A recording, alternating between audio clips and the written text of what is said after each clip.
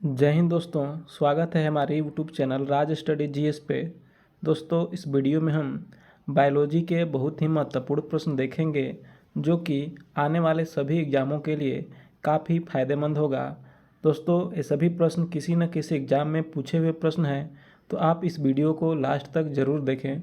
चलिए शुरुआत करते हैं पहले प्रश्न से।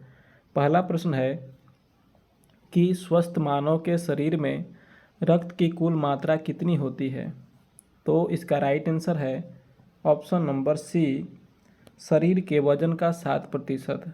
हमारे शरीर में रक्त की कुल मात्रा शरीर के वजन का 7%, सामान्यतः 5 से 6 लीटर रक्त हमारे शरीर में होता है। रक्त जो होता है, रक्त का पीएच मान यदि हम देखेंगे तो रक्त का पीएच मान 7.4 होता है। रक्त हल्का क्षारीय होता है। रक्त हल्का क्षारीय होता है और रक्त एक प्रकार का तरल संयोजी ऊतक होता है। नेक्स्ट देखते हैं। नेक्स्ट है कि पचे हुए भोजन में मौजूद विषैले पदार्थ का कौन सा अंग अवशोषण करता है। तो इसका राइट आंसर है ऑप्शन नंबर डी, यकृत। यकृत जो है हमारे पचे हुए भोजन में जो भी विषैले पदार्थ होते हैं उसको अवशोषण करता है और यकृत हमारे शरीर की सबसे बड़ी ग्रंथि होती है। यकृत हमारे शरीर की सबसे बड़ी ग्रंथि होती है और यह आरबीसी जो यकृत होता है वह मृत जो आरबीसी होता है, मृत आरबीसी को यह विघटन करता है और इसको विघटित करके यह यूरोक्रोम और बिलीरुबिन में तोड़ देता है। बिलीरुबिन में तोड़ देता है तो बिलीरुबिन के कारण जो हमारा पीत होता है उसका कलर पीला होता है और हमारा जो मूत्र होता है उसका कलर जो पीला होता है वह यूरोक्रोम के कारण होता है। तो यकृत का काम क्या है कि आरबीसी जो मृत आरबीसी होता है उसको विघटित करके बिलीरुबिन और यूरोक्रोम में तोड़ता है। तो पीत का जो रंग पीला होता है वह बिलीरुबिन के कारण होता है और मूत्र का रंग पीला जो होता है यूरोक्रोम के कारण होता है। नेक्स्ट देखते हैं कि नवजात शिशुओं में हड्डियों की संख्या लगभग कितनी होती है। तो इसका राइट आंसर है ऑप्शन नंबर सी, 300। नवजात शिशुओं में हड्डियों की संख्या लगभग 300 होती है, जबकि वयस्क मनुष्यों में हड्डियों की संख्या 206 होती है। हमारे शरीर की सबसे बड़ी हड्डी का नाम फीमर है जो हमारे जांघ में पाया जाता है। यदि हम वहीं बात करें हमारे शरीर की सबसे छोटी हड्डी तो उसे अस्टेपिस कहा जाता है और यह हमारे मध्य कान में पाया जाता है। और हड्डियों के अध्ययन के बारे में देखेंगे तो हड्डियों के अध्ययन को हम ऑस्टियोलॉजी कहते हैं। ऑस्टियोलॉजी हड्डियों के अध्ययन को हम कहते हैं। नेक्स्ट है कि पाचन क्रिया में प्रोटीन निम्न में से किस पदार्थ में बदल जाते हैं। तो इसका राइट आंसर है ऑप्शन नंबर सी, एमिनो अम्ल। पाचन क्रिया में जो प्रोटीन होता है वह एमिनो अम्ल में बदल जाता है और हमारे शरीर में प्रोटीन का जो पाचन है वह आमाशय से शुरू होता है। आमाशय से शुरू होता है। वहीं हम बात करें तो हमारे जो मुंह में पाचन होता है सबसे पहले कार्बोहाइड्रेट का पाचन होता है और जिसमें सहायक एंजाइम्स टाइलिन होता है जो हमारे लार में पाया जाता है।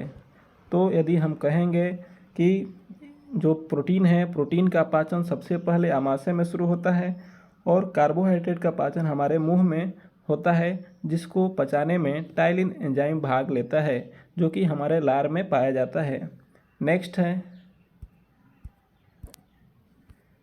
कि मानव हृदय में कितने चैम्बर्स बना होता है। तो इसका राइट आंसर है ऑप्शन नंबर ए, केवल 4। मानव हृदय में कितने चैम्बर होते हैं। तो 4 चैम्बर्स होते हैं।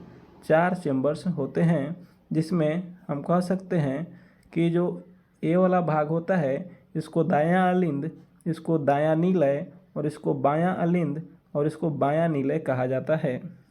नेक्स्ट है कि मानव शरीर में लाल रक्त कण का निर्माण कहाँ होता है?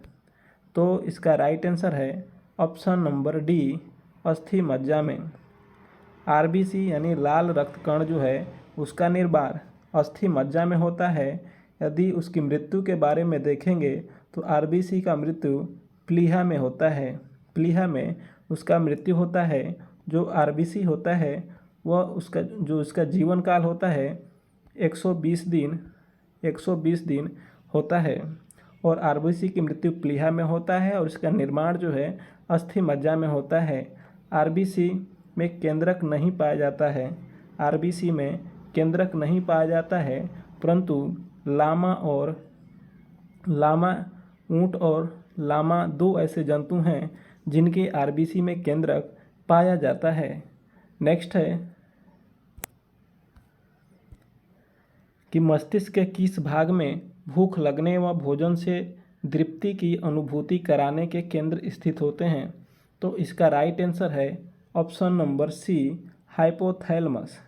मस्तिष्क के किस भाग में भूख लगने व भोजन से तृप्ति की अनुभूति कराने के केंद्र स्थित है? तो हाइपोथैलेमस में होता है।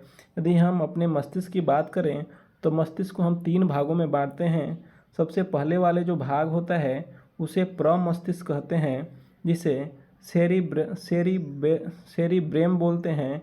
तो मध्य में जो मस्तिष्क होता है उसे सेरिब्रेल बोलते हैं और जो लास्ट में यानी सबसे पीछे में जो मस्तिष्क का भाग होता है उसे हम पश मस्तिष्क या सेरिबेल कहते हैं।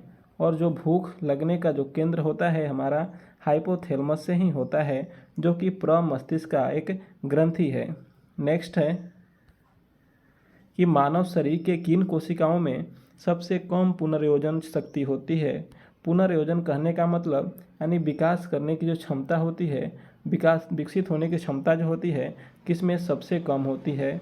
तो इसका राइट आंसर हो जाएगा ऑप्शन नंबर ए, मस्तिष्क कोशिकाएं। मस्तिष्क कोशिकाएं में इनकी जो पुनर्योजन की क्षमता जो होती है सबसे कम होती है। यहीं आपसे बताया जाता है कि यदि आप सिर में चोट लग जाता है तो उसको रिकवर होने में बहुत समय लगता है, जबकि यकृत जो ऐसा अंग है कि इसमें जो पुनर्योजन क्षमता होता है यह सबसे ज़्यादा होता है। इसकी जो कोशिकाएं होती हैं पुनर्योजन क्षमता इनके पास सबसे ज़्यादा होती है। नेक्स्ट है कि तंत्रिका तंत्र की लघुत्तम संरचनात्मक तथा शरीर की क्रियात्मक इकाई क्या है? तो इसका राइट आंसर है ऑप्शन नंबर डी, न्यूरॉन। तंत्रिका तंत्र की लघुत्तम संरचनात्मक तथा शरीर क्रियात्मक इकाई जो है न्यूरॉन को कहा जाता है। और तंत्रिका तंत्र जो है हमारे शरीर में काफ़ी महत्वपूर्ण अंग है। नेक्स्ट है कि मानव शरीर की सबसे बड़ी कोशिका कौन सी है? तो इसका राइट आंसर है option number WBC, option number A, WBC। मानव शरीर की सबसे बड़ी कोशिका इसका आंसर होगा मानव शरीर की सबसे बड़ी कोशिका तंत्रिका कोशिका को कहा जाता है। यानी इसका राइट आंसर है ऑप्शन नंबर सी, तंत्रिका कोशिका। मानव शरीर की सबसे बड़ी कोशिका तंत्रिका कोशिका को कहा जाता है। यदि आपसे पूछ ले कि पुरुष जो होता है, पुरुष की शरीर की सबसे बड़ी कोशिका जो होता है वह आरबीसी होता है। नेक्स्ट है कि मनुष्य के शरीर में मुख्य नाइट्रोजनीय अपशिष्ट कौन सा होता है? तो इसका राइट आंसर है ऑप्शन नंबर ए, यूरिया। मनुष्य के शरीर में मुख्य नाइट्रोजनीय अपशिष्ट जो होता है वह यूरिया होता है। और जो हमारा यकृत होता है, जो हमारे भोजन में जो हमारे शरीर में अमोनिया होता है, तो यकृत जो है उसको यूरिया में बदल के मूत्र के द्वारा विसर्जित करने देता है। तो इसीलिए इसका आंसर है कि मनुष्य के शरीर में मुख्य नाइट्रोजनीय अपशिष्ट यूरिया होता है। और यूरिया को सबसे पहले प्रयोगशाला में बनाया गया था, जो कि इसको बनाने में जो वैज्ञानिक था उसका नाम था कोलवे। नेक्स्ट है कि मानव शरीर से नाइट्रोजनी अपशिष्ट को हटाने के लिए कौन सा अंग जिम्मेदार है? तो इसका राइट आंसर है ऑप्शन नंबर ए, जिगर। जिगर जिसे यकृत भी कहा जाता है। तो मानव शरीर में जो नाइट्रोजनी अपशिष्ट होता है उसको हटाने के लिए जिगर जिम्मेदार होता है। नेक्स्ट है, मूत्र का पीला रंग किसकी मौजूदगी के कारण होता है? तो इसका राइट आंसर है ऑप्शन नंबर डी, यूरोक्रोम। मूत्र का पीला रंग यूरोक्रोम के मौजूदगी के कारण होता है, जबकि पीत का पीला रंग बिलीरुबिन के कारण होता है। बिलीरुबिन के कारण होता है। नेक्स्ट है कि कृत्रिम गुर्दा निम्नलिखित में से किस सिद्धांत पर कार्य करता है? तो इसका राइट आंसर है ऑप्शन नंबर सी, डायलिसिस। कृत्रिम जो गुर्दा होता है वह डायलिसिस के सिद्धांत पर कार्य करता है। नेक्स्ट है कि मानव शरीर में यूरिया की अधिकतम मात्रा किस में पाई जाती है? तो इसका राइट आंसर है ऑप्शन नंबर सी, मूत्र।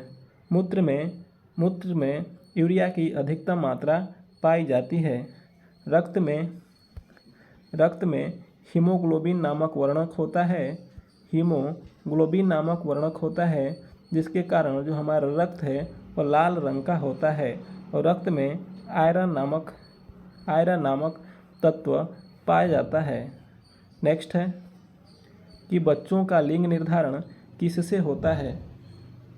तो इसका राइट आंसर है ऑप्शन नंबर बी, पिता के रक्त समूह से। बच्चों का लिंग निर्धारण पिता के रक्त समूह से होता है। और एक्स को हम जो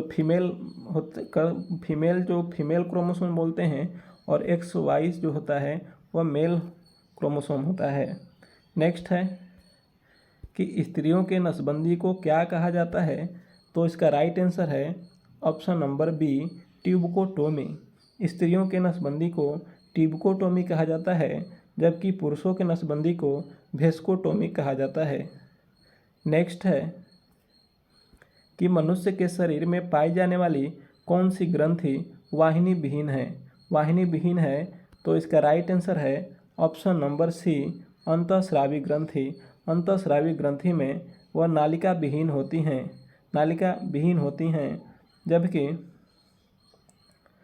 विहीन जबकि बाह्यस्रावी जो ग्रंथियां होती हैं उसमें नालिका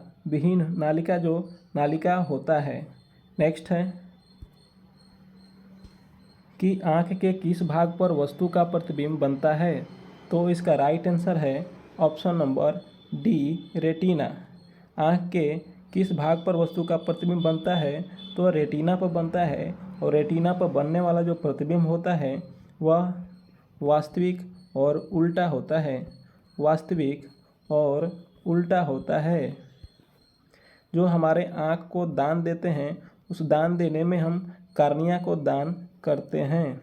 नेक्स्ट है कि थायराइड ग्रंथि थायरॉक्सिन नामक एक हार्मोन का उत्पादन करती है, तो इसका राइट आंसर हो जाएगा ऑप्शन नंबर सी, उपापचयी दर को नियंत्रित करता है। जो थायराइड ग्रंथि से थायरॉक्सिन हार्मोन जो निकलता है वह उपापचयी दर को नियंत्रित करता है। नेक्स्ट है कि आपातकालीन स्थिति के दौरान कौन सा हार्मोन उत्सर्जित होता है? तो इसका राइट आंसर है option number A, adrenal hormone जो होता है आपातकालीन स्थिति के दौरान उत्सर्जित होता है, और इसे लड़ो उड़ो हार्मोन भी कहते हैं। नेक्स्ट है कि मानव शरीर में कौन सी ग्रंथि ऐसी है जिसका संबंध शरीर के उत्तेजना से है? तो इसका राइट आंसर है ऑप्शन नंबर सी, अधिवृक्क ग्रंथि। अधिवृक्क ग्रंथि जो है हमारे शरीर में उत्तेजना से संबंधित है। पीयूष ग्रंथि को मास्टर ग्लैंड कहा जाता है। अग्नाशय को हम मिश्रित ग्रंथि कहते हैं। नेक्स्ट है कि रक्त जमने में किस तत्व की भूमिका होती है? तो इसका राइट आंसर है ऑप्शन नंबर बी, कैल्शियम। रक्त को जमने में किस तत्व की भूमिका होती है? तो कैल्शियम। यदि आपको पूछ ले कि रक्त जमने में कौन सा विटामिन मदद करता है तो आप उसका आंसर विटामिन के देंगे, और विटामिन के का रासायनिक नाम फिलोक्विनान होता है। नेक्स्ट है, मानव शरीर में पैरों की हड्डियां हैं? तो इसका राइट आंसर है ऑप्शन नंबर बी, फिबुला एवं टिबिया। मानव शरीर के पैरों में फिबुला और टिबिया नामक हड्डियां पाई जाती है और मानव शरीर के पैर में टोटल 33 हड्डी पाई जाती है। वहीं हाथ में 31 हड्डी पाई जाती है। वहीं यदि खोपड़ी की बात करें तो हमारी खोपड़ी में 29 हड्डी पाई जाती है और मस्तिष्क में 8 हड्डी पाया जाता है। चेहरे पर 14 हड्डी पाई जाती है और कान में टोटल 6 हड्डियां पाई जाती है। नेक्स्ट है कि निम्नलिखित में से कौन रक्त में ऑक्सीजन अधिग्रहण का कार्य करता है?